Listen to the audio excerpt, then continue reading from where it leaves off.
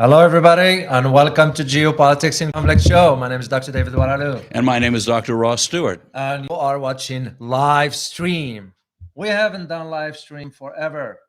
Well, considering the technical challenges we've been facing, no wonder. As a matter of fact, we just faced one challenge here. So Elizabeth was supposed to be sitting with us here, but we ran through these technical issues that's changed everything. So anyway, we are so Elizabeth is with us here behind the scenes and is going to help us out with filtering your questions once we get into that. So, well, what we're going to be talking about today, Ross? Who's fueling World War III? That is a key question because it's very important to understand where things are headed. I'm sure you guys have been noticing some headlines coming out saying, well, now China is fueling this by providing weapons, and the US has intelligence that suggests that, well, the credibility of the US is shattered beyond repair. You know, from the very onset, Yeah. Xi Jinping made it relatively clear that he did not support Putin in making this intervention into the Ukraine. And their whole policy, the Chinese policy, has not been supporting war. They keep saying over and over again, we want to do good business. Yeah. War is not good business. Yeah. And at the same time, it has been recorded. It's a public information that the former prime minister of Israel, Navalny, if I'm not mistaken, he said that the U.S. prevented Ukraine and Russia from sitting down at the negotiating table. So it becomes clear as to who's fueling the war, which is only going to lead to more serious outcome. Well, you know, when we say follow the money and see who really benefits from this war, guess who it is not? It's not we, the American people. We are certainly not benefiting from this war in the Ukraine at all. That's for sure, Russ. You look at just what just happened with the president's trip to Ukraine, while at the same time, look what's going on in Ohio with the chemical spill. And we did a video on it. So it's kind of Americans, they're not dumb. They're not stupid. They can see. You know, you take a look at that fiasco in Ohio, and it was blunder after blunder after blunder, starting with a failing infrastructure. Yeah. I mean, it's no secret to anybody that the infrastructure is a decade or two behind at times. The railroads and all the railroads, the bridges. Yeah, it's. I mean, I look at it personally as a much bigger problem, and the much bigger problem is the system itself. Yes, and you wonder why Americans are so oblivious to what's going on. Do they not understand? Some of us, I shall not generalize, of course, but some of us, you will think, how much corruption can the system go into? How much dysfunctions the government can get, and nothing gets done. I'm actually surprised by how many of the people that I know and talk with regularly who have virtually no idea as to what's really going on, but they do understand that the gas price is jacked up. They do understand that the food prices are skyrocketing. They understand rents going up, but they don't really, it doesn't inspire them to figure out what's going on. Well, that's usually stems from not having an in-depth understanding of the issues. Like I always say, throughout history, it has always been that trend. You look at for how empires rise and fall. And one of the key that all previous empires all share in common when it comes down to their fall. Two main issues: domestic or internal corruption. Oh boy. And a fragmented foreign policy. Hey, the United States scores on both of those. Real high scores. Yeah. So Britain, the British Empire did before that. The French, the Portuguese, the Spaniard, the Turks, the Byzantine, the Romans, all of them share that commonality. So now because we are at the last phase before the fall. Well, as you know, David, I'm a certified teacher and spent my early career in classroom. Yeah. And what I can guarantee you is that conformity was the rule, not independent thinking, not responsibility as a citizen, not what's your personal power in terms of influencing government. It was absolutely zero. Yeah, well, this is why This is why we kind of all of a sudden we decided to do live stream here to address these issues. There are those always who say, well, you guys criticize America too much. No, we're not. We are stating the facts.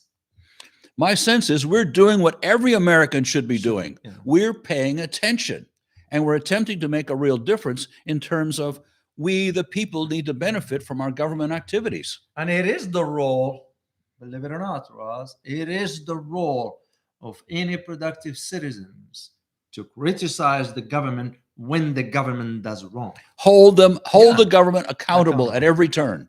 That's true. And it has been, we all know how our government's been operating for the last 50 years. It's so funny that after World War II, America was slightly different than what it is today. Well, I was alive, not very much alive. Yeah. I was alive after World War II. And I can tell you that starting in about 1955, the world started to change. Before then, it was America, America, America. We all liked each other. And there seemed to be a very different feel. Yeah. Well, because it was about the community. And yes. It wasn't about just me. Right. Power, money, greed. No, it was about the community. You will not feel well or feel good if your neighbor suffers. And we all knew our neighbors, as opposed to now where hardly know anybody. No, well, we've gone so far to becoming an individualistic state. Yes. That it's all about me. Hell with the rest of the world. Because that's the thinking. That's how, and it personally pains me to even realize what has become of us. Some of us, of course. Yeah. Because I'm a believer of live and let live. What makes you better than someone else just because the other someone else or the other individuals live in a different environment, doesn't have the luxurious stuff in life and all that, but he's still a human being. Well, as a psychologist, I face it many, many times where someone would come to me with a kind of issue. Mm-hmm. And in my youth, I said, I'll figure it out for them. Well, I couldn't really understand their life circumstance. Yeah. But when I invited them to do real deep exploration, they came up with their own unique solutions to their life situations, and their solutions worked. Whereas mine was hopelessly naive because it didn't fit their life circumstance that they understood much better than me. It taught me to truly respect other people. Yeah, absolutely correct, Alex, because they will be closer to the understanding what these issues are. That's exactly right. And this is the problem we have, because this is when we have our government saying, well, we understand that we're going to have to support Ukraine because of the war. Well, wait a minute. You don't understand. You don't understand that the middle class now is suffering, and the level where the American society used to be is diminishing. Exactly. Yeah. I mean, I can just attest to the last 20 years, the big change that I've been observing. And I'm an observer. I've been, since I was a kid, I've always been, my eyes open on the global scenes and how things are, whatever. So, but just for the last 20 years, for how things went down in America. And you said to yourself, what the heck is going on? So why the government is not upholding its duty by doing the right thing in service of the constituents? There's no real accountability to the American people. But there is accountability to lobbyists, special interest groups, and so on. Yeah, and this is part of where the problem is. I mean, you look at now this Ukraine crisis, and as to who really is fueling it, it's fair to say, and you say it, we don't sugarcoat it, it's the US, NATO, and the West, collective West, are fueling this. And for what? That's what I don't get. For what? I mean, if you look at, to those who say, well, the outcome of the war is going to be defeat of Russians, and it's nonsense. If you look at history, if you look at it, go back to World War II. If you want for the Soviet Union back then, the Nazis would have taken over. Go back to the World War I. Go back to the Civil War, even for that. It just, for those who are saying, well, it's a conclusive that the Russians are going to lose the war, it's nonsense. And you have to consider World War II, how many Russians were actually killed in that war? Yeah. Approximately 20 million. Yeah. I mean, these are unbelievably large numbers of people. Yeah. And this is where that danger of not the danger also, but also the responsibility of citizens who are at least having an understanding. Now it becomes on them also to speak up. And this is exactly what we're doing here, because I personally, and I speak for myself here, I personally see where are we headed. It's almost we're on a cliff that we're going to be pushed all of Over. us. Oh my God. All of us, where things are headed. So it becomes upon me personally, in whatever ways, resources like this, to speak up and say, yeah, the government is wrong when it comes down to its policies pertaining to this. I became painfully aware of government propaganda in the first war in Iraq. I watched them build up, and then the second war was even worse, about the absolute slanting of the evils of the opposition. Yeah. And then I started watching it as it went in Afghanistan, then watching it as it went into now the Ukraine. Yeah. And we're seeing absolute falsehoods being perpetrated here. I'm going to go more than that. Absolute lies. People, this is what people are presented with in the mainstream media. And what are we supposed to do if our only sources are the mainstream media? Indeed, yeah. So we're brainwashed in a particular way. And I find people are actually enthusiastically supporting this war, and they have no idea what's really going on or how it started or what the consequences could be. Yeah. Well, that's why I just tweeted this morning. I don't know if you guys follow me on Twitter here or not, but I just put a tweet this morning. And the tweet was about Washington saying that the American people support President Biden's war in Ukraine, which is a lie.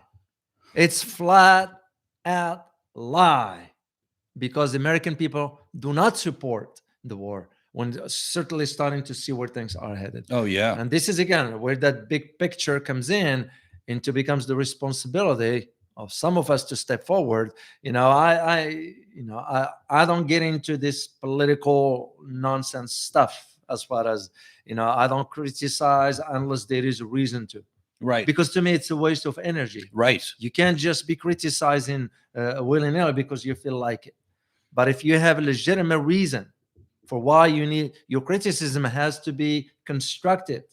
It's not about just pointing fingers. I never believed in something like this. Let me point something psychologically out here. Sure. Any number of people are upset all the time, and they need a new cause. Mm-hmm. And we see them, whatever the cause du jour is, Mm-hmm. they're now upset about it and screaming and yelling. That is not us. No. We're really attempting to make a difference here in terms of world peace, in terms of people really knowing each other and getting along with each other, and empowering American people to gather information, look at the trends and patterns, and form their own conclusions outside of the bias of the mainstream media. Well, that's the important thing, because what we want you to understand, one thing, is that when you watch our videos or listen to whatever we talk about, when you leave, you are left with more questions than when you come in, because that's the whole idea of it. Right. We're going to have to stimulate the thinking here. And that's one of the problems we have in America. It's not all of us are willing to think, because thinking is hard. That's one of the big. I know it's I laugh, but I'm not laughing because it's really sad to see that we are a society that we are poor readers of history. We don't understand, and this is what makes you now think in terms of why, for example, why the heck is NATO going all the way to Asia to foment tensions there? I have to tell you a story that I've never Sure. told before, David. Go ahead. I used to work at Oklahoma State University. Mm-hmm. Now, Oklahoma as a state has more Native Americans per capita than any other state in the union. And I worked in the counseling center, and I don't know how I did it, but I had a rapport with the Native American students. So they would all come to me. They ignored everybody else. I don't know why. To this day, it's a mystery. But here's the story. If we succeed in your university, you know what they call us? Apples. White, red on the outside, but white on the inside. This is a highly, highly insulting kind of thing. It is. And you say, well, that's so rare. But but then you take a look at the rest of the population in America and how we're pushed for conformity. But the government's defining what the conformity should be. Yeah. And so to be thinking, automatically you're thinking in opposition to what the mainstream of thought is in the country.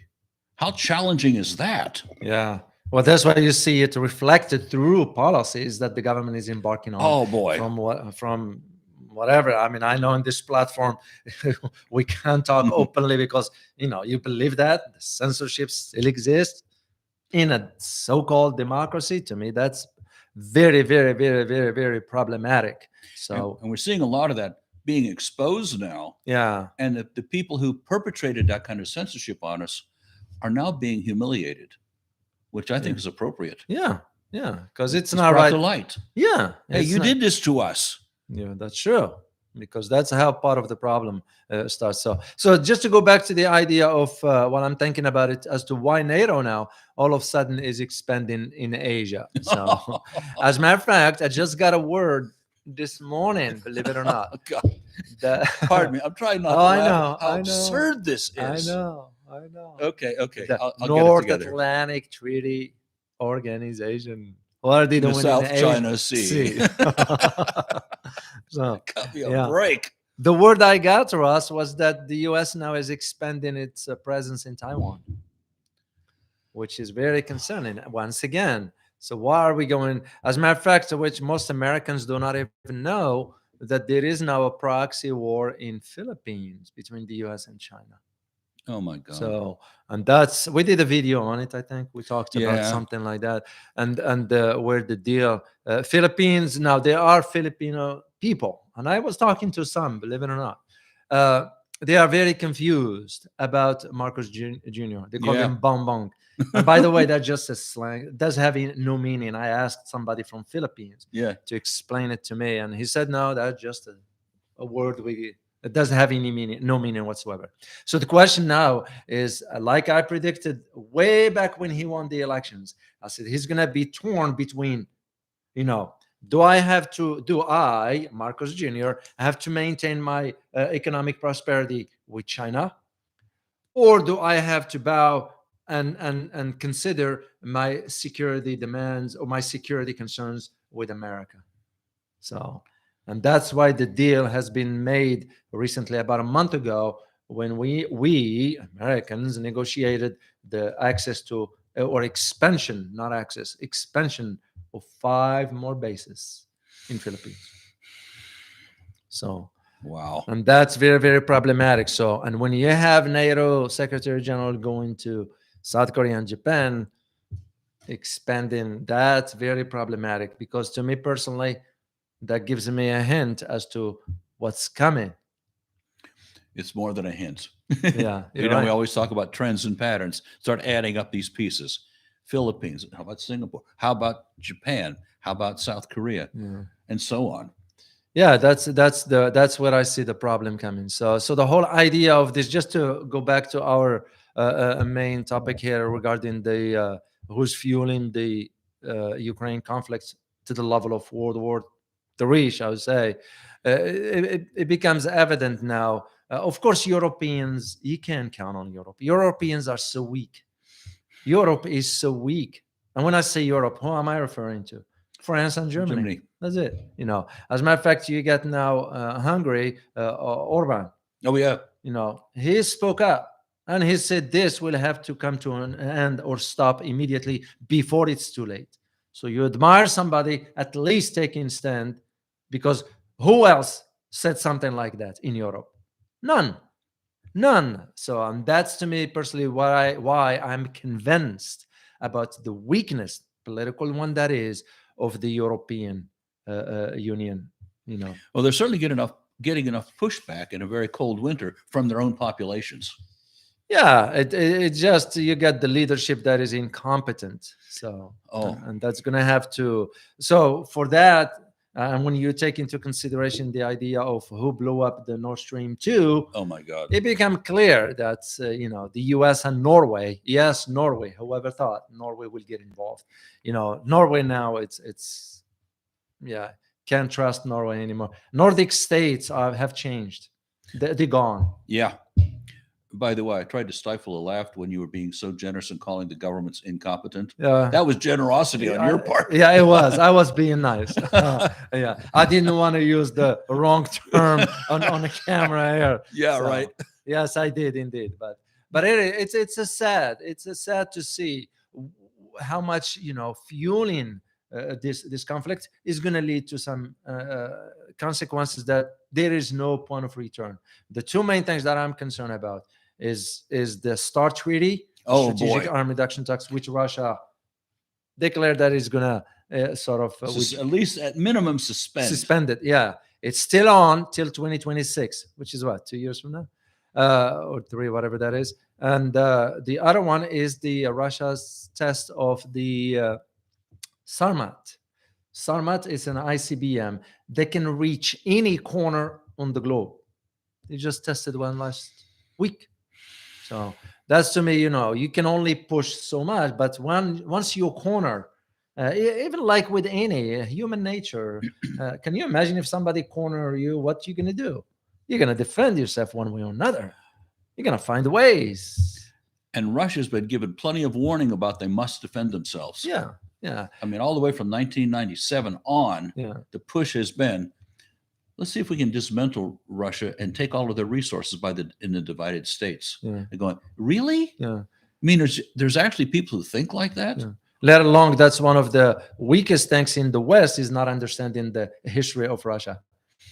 That's why I devoted a whole chapter in my Russia book. Yeah. The whole chapter just about the Russian history. It's because if you don't understand the Russian history, you won't understand why Russia behaves the way it behaves today. That's just the norm, the way I see it. So that is one of the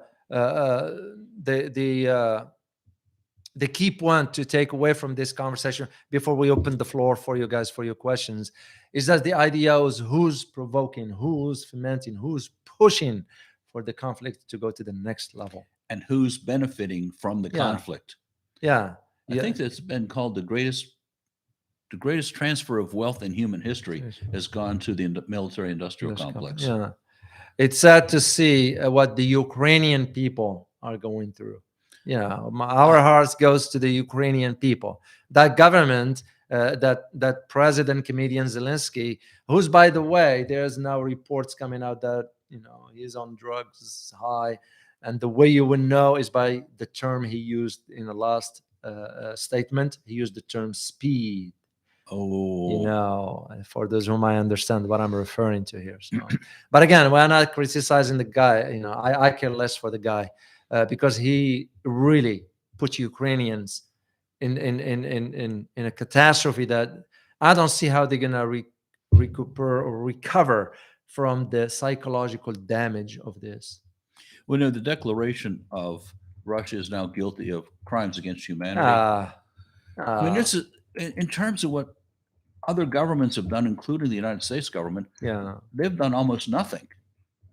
This has very severe consequences long term in terms of how do you make a peace deal with people who committed crimes against humanity. Well, it becomes even more challenging and more dangerous. That's why it was a resolution yesterday at the UN, calling for, I think the UN got it backward. I tweeted on it. The UN got it backwards. As a matter of fact, the resolution should be how to stop fomenting the conflicts and how to stop the US and NATO from fomenting the conflicts in Ukraine. And they should vote on it. But UN, would you trust the UN? UN is toothless. Right. It's a relic of the past. All these institutions, they really have to cease to exist because they don't serve any purpose whatsoever. So that's well, we're gonna open it for some questions for you guys. We'll answer a few questions here. Sorry that we were hoping 3 of us, and we're gonna do it next time. The 3 of us gonna be live here. It's just some technical issues happen, and that's normal. So life goes on, as we say. So let's take the first question, and Elizabeth will be helping us with this. Thank you, Elizabeth. Appreciate it. Of course. Okay, so first, thank you to Multipolar World for your super sticker. And then also thank you to Boone for your super sticker. Boone says, "Happy the Friday night chats are back." Oh, we will do the live chats. We're gonna be doing those. Okay, let me actually get to Boone's question first, since he sent the super chat. Yeah. Has media ever been free enough not to be propaganda? Is there any historical example? Thanks. I can go with one top of my head, and that was back during the Panama paper. Oh, The Panama paper, but also the Pentagon papers, those Yeah. two. And why it was free? It was free because even at that, especially the during the Vietnam era, the mainstream media was, of course, had to take the narrative from the government, but there were outlets out there that they said, no, no, no, no, no, we're not going to take what the government's saying. We're going to put the facts, especially with the Asian orange, for example, in Vietnam. Oh, yeah. It wasn't the government that disclosed that. It was certain outlets in the media that did. Later on, the government admitted, and now they had to pay compensations for even the U.S. soldiers who've been there suffered from the Asian orange chemical. So the answer, yes, it used to be, and that's the only historical knowledge that I have or evidence that I have. As of today, no, I don't see that, Boone. The media is in the pocket of the government because the media is not about facts and truth. It is about rating and profit. And when you have private citizens owning the media outlets like Rupert Murdoch, you start to dictate what the terms are. Yes. So. All right, next question from JC Politics. Does the current situation in Ukraine deter NATO from further expansion in the region? Oh boy.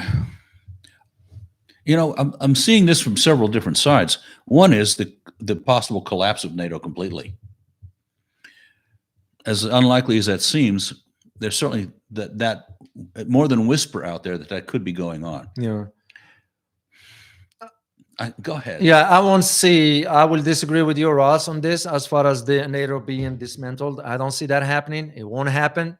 Where the issue is going to be for NATO, especially if Russia push back hard, then that's going to be because the red line, we all know what the red line is as far as admitting Ukraine to NATO, which ain't going to happen. Same thing was because it was said about Georgia. When Mikhail Saakashvili back then, they told him, just go ahead and send the troops. It was NATO that told him to do that, because the guy was smart enough strategically to say, you give him the proper respect as a former president, but he wasn't smart enough to understand the strategic ramifications of such a move by moving your troops to the borders close to Russia because NATO told you. Well, guess what? The first time, the moment Russians fired the first shot, NATO said, we can't fight the Russians. That just it. This is the same scenario. So what I see going is that NATO will try to push as much as it can, not by admitting Ukraine into, but at least by fomenting these tensions to last longer. This is why there are some analysts are saying this is going to drag for many years to come. I've certainly seen that as well. Yeah, I am not leaning towards that outcome because it won't be to the benefit of Russia. Russia will have to make an end to this sooner than later. It's already dragged 1 year. That's not good. So that's where. So for NATO, it's a relic of the past, but it will still there because now they got a fuel for why they exist. So and Europe. Even Europeans been talking about, well, we're going to have to build our own security. Europe can do it. Europe is so weak, and the U.S. will not let them do it. So. Okay, next question. And guys, if you have questions, please write the word question in front of it so I can see it easily. This is from Winter Sweet. What do you think the U.S. could respond, or how do you think the U.S. would respond if Beijing provided lethal aid to Russia? I think first that probably not that Beijing isn't going to. And we've certainly seen Anthony Blinken go to China and say, don't you dare do it. Yeah. Well, speaking of Blinken, he didn't go to China. He did not. He said he canceled the trip. Oh, that's right. Well, wait a minute. There was no invitation to begin with.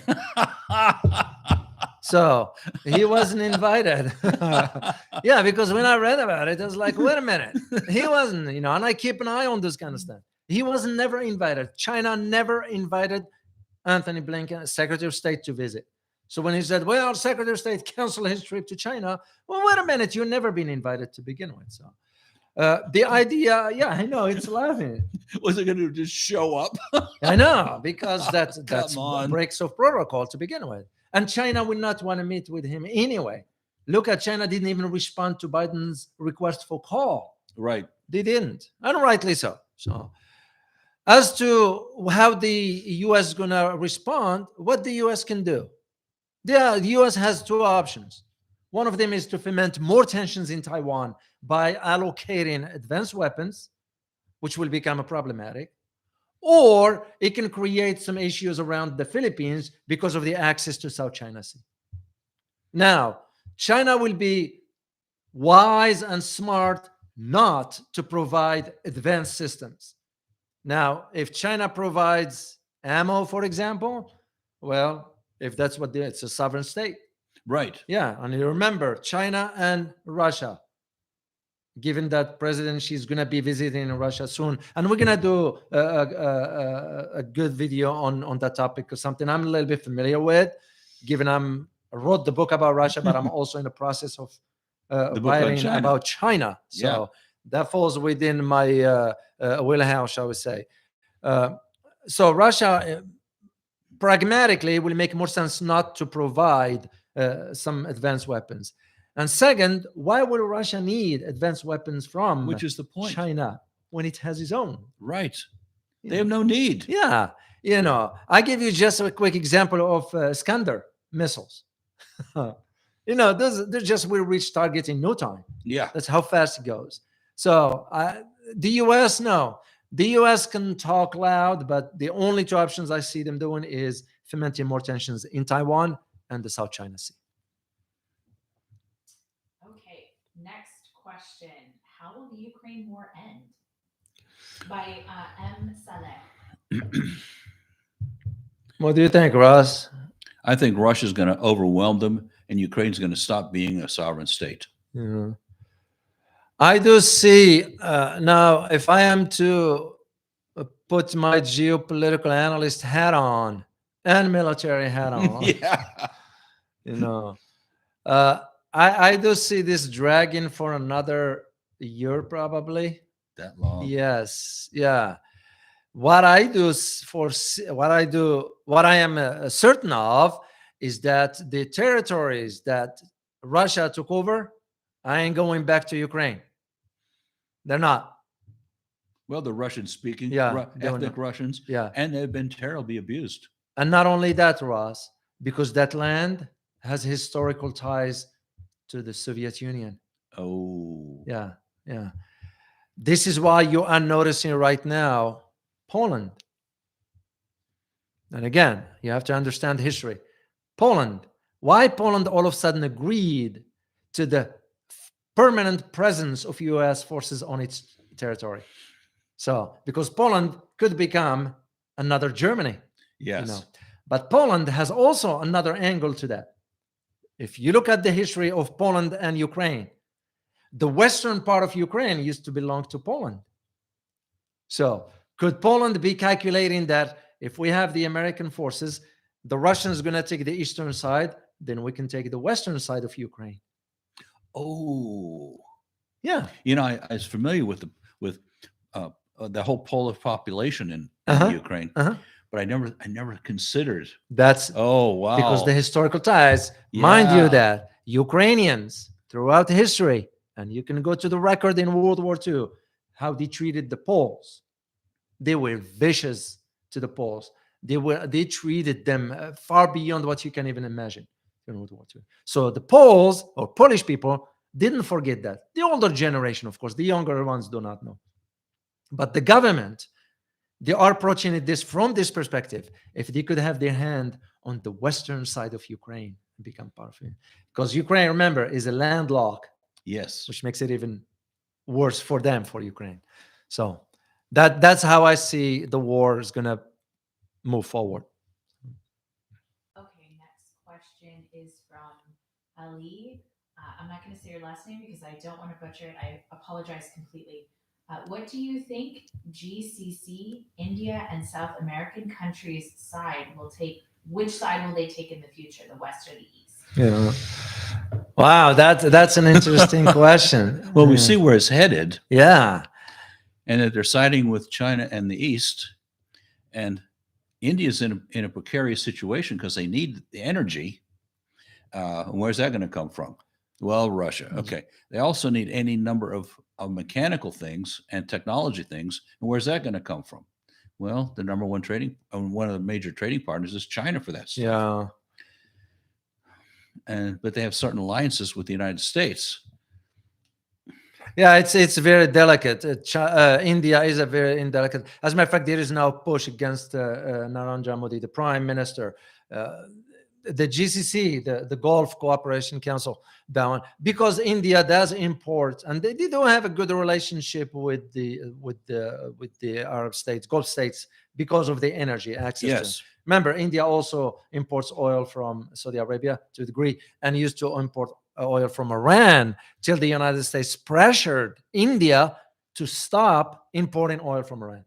And it tells you right there, if a country pressure you and you bow to that, then how can I count on you or so? But India is seeing where the trend is headed. Yes. And the trend I'm talking about is the one for BRICS: Brazil, Russia, China, India, and South Africa.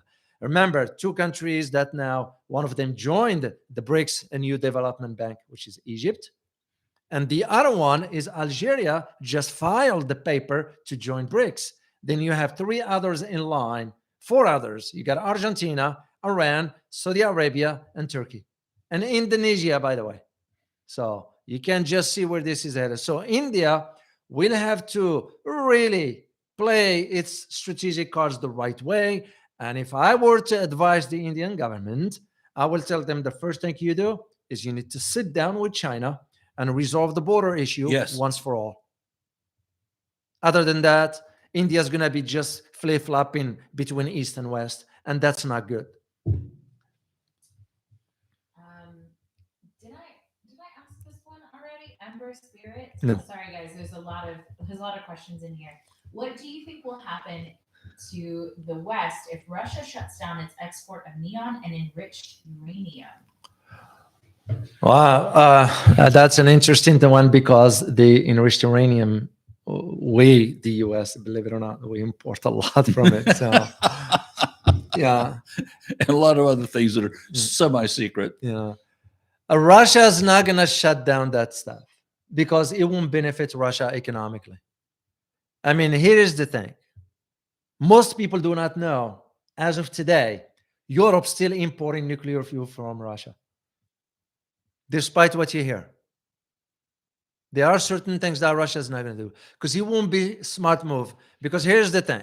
One thing you learn about international affairs and geopolitics, whatever, you don't get emotional. You don't react emotionally.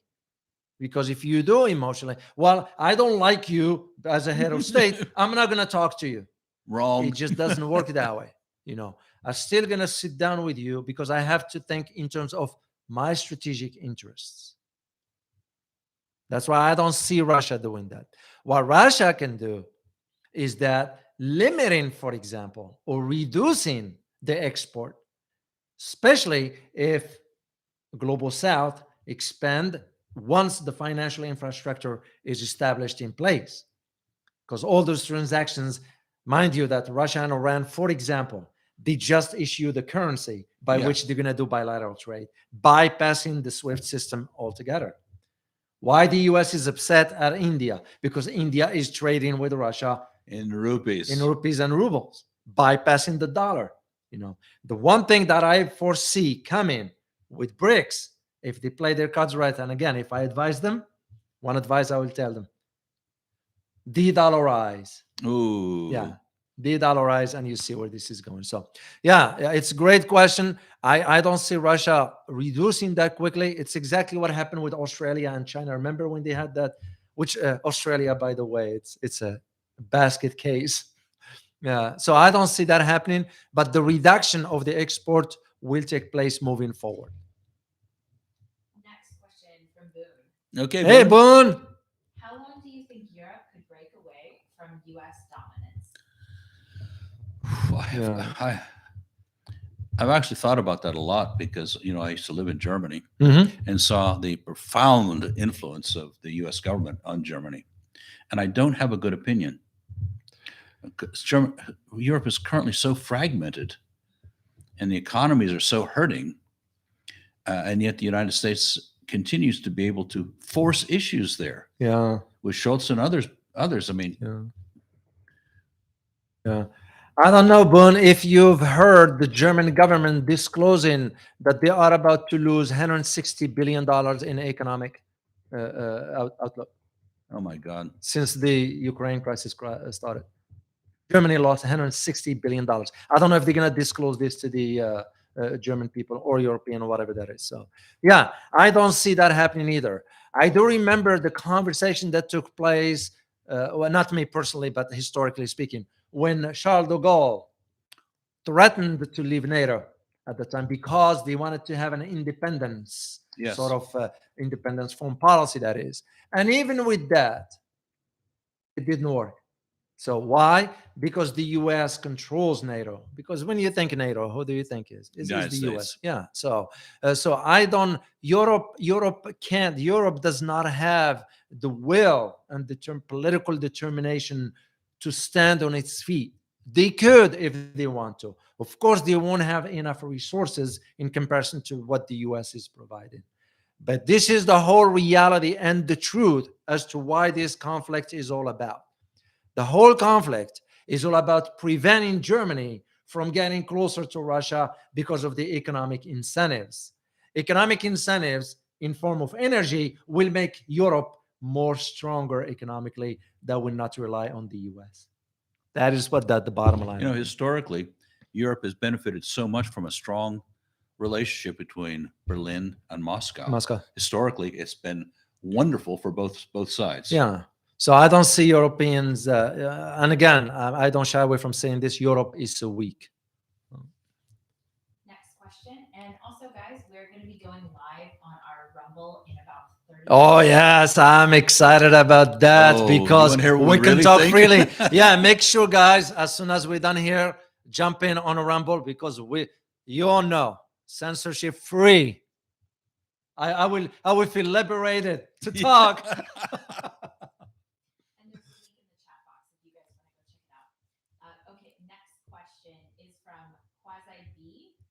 If Ukraine is losing, do you see America backing down? Well, Ukraine is losing. The whole West is losing. America, that's the United States is involved indirectly. That's usually how it works in a conflict like this. We've done it before. We do have track record of things like this. Oh, you mean like Vietnam and like all those issues. Latin America also. What the U.S. is going to do is they're going to realize at some point it is time to sit down with the Russians and negotiate. One of the things that's confusing about this for me is the United States, the government of the United States has been, in my estimation, hopelessly irrational about so many things and unpredictable in some others. Yeah. So, but it's going to be the Vietnam, it's going to be the Afghanistan kind of fiasco, most likely. Exactly. And just to give you an idea about how problematic the whole situation is it's not Ukraine that's going to negotiate its own peace. It's the U.S. that's going to negotiate the Ukraine conflict. See what I'm getting at, right? Oh my God. That tells you right what there. Does that declare what's really going on? Exactly. So Ukraine has no say into whatever. Ukraine does what the U.S. does. You look no further than what took place in 2014 with the coup that was prepared by Victoria Nuland. So it's it's unfortunately, but the U.S. will back down only if they realize there is no other way. or the American people Demand it. demand it. Yes, that's what is going to happen. Okay. All right, we'll do one more or two more There's, questions. at least two more. Two more So, questions. Tommy Putra, do you remember? Oh, Yes, nice to see you again. good to see you. Okay. Will the U.S. start the war? Sorry, I can barely see these flags, but it looks like will the U.S. start a war with China over Taiwan before Russia and Ukraine war finishes? And could the U.S. afford the financial burden of another front for another proxy war? We can't afford the one we got. I mean, this is absurd. Absurd. Yeah, the short answer is no. The U.S. cannot afford two front wars because we don't have the manpower for it, first of all. And the logistical aspects is a nightmare because this is why Philippines is being used as a staging ground. And Philippines, if it allows that, is going to become a target. Same thing with South Korea, same thing with Japan. So it will be irrational of the U.S. to engage in a military conflict with China at this point. I don't see that happening anytime soon. And Russia and China, and I bet you this, I could be wrong, but I bet you this. When President Xi visits Russia soon, it's going to be in about 2 weeks or so. And we'll do a video on it and all that. I bet you one of the topics going to be talked about is how they're going to coordinate. Russia and China coordinate in case there is a conflict yeah. I bet you, Ross, that's what's going to be part of the conversation. So the short answer is no. Okay, last question, because remember, guys, we're going live on our Rumble in 24 minutes now. Okay, thank you so much for your super chat, Sir Clean Corp, and also Tommy Putra. Thank you for your super chat also. So it's really cool. Yeah, good to see you guys. I remember Tommy Putra. Yeah. Thank you for your information. What do you think will or should be the outcome of the Nord Stream issue? Wow. Yeah. Well, I can tell you what the outcome, what I would see, and that is finding out who really did it and have them internationally denounced, exposed and denounced.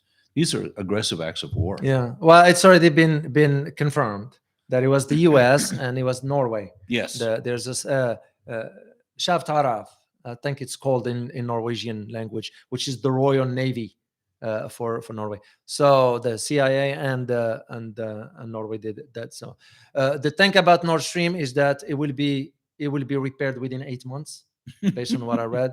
I am sure now that Scandinavian countries, especially Norway, now is going to have to watch its undersea pipelines. Oh, yes, that's one.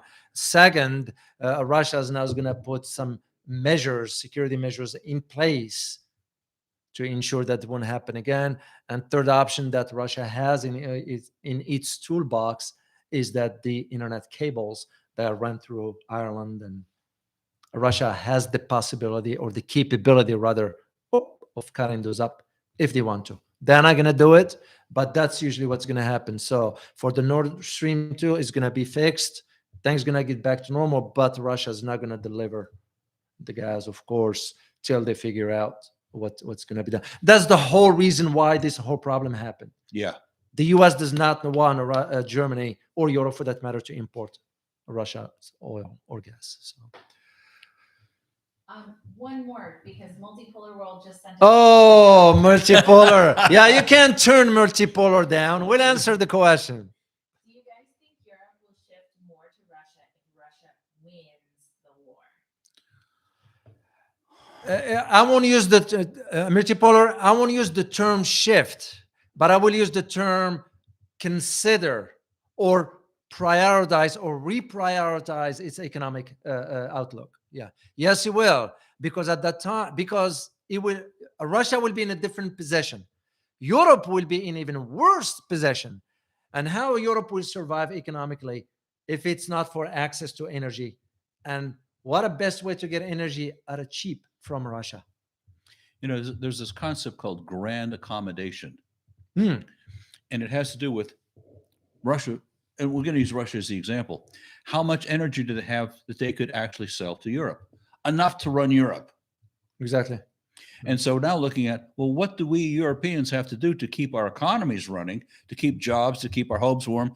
Well, we have to come to some terms with the people who hold the resources. We have to make some grand accommodation. We don't know what the terms of it are, but you see it constantly. Indeed. We're all over the world. The key thing that's going to be for Europe is whether it has the determination and will to stand up to America and say enough is enough. And as of today, I don't see them doing that because they can't. That's the way I see it. Okay. Well, we thank you so much for being here. Of course, this came differently from what we expected, but just FYI, guys, we're going to be doing lives moving forward. That's going to become the norm. So we'll post the stuff and we'll make sure technical glitch always happens. So we truly enjoy interacting with you, and make sure please to jump on a Rumble, because we're going to be there and talking more details. As always, prepare yourself for changing world order. Till next time, guys. Bye-bye.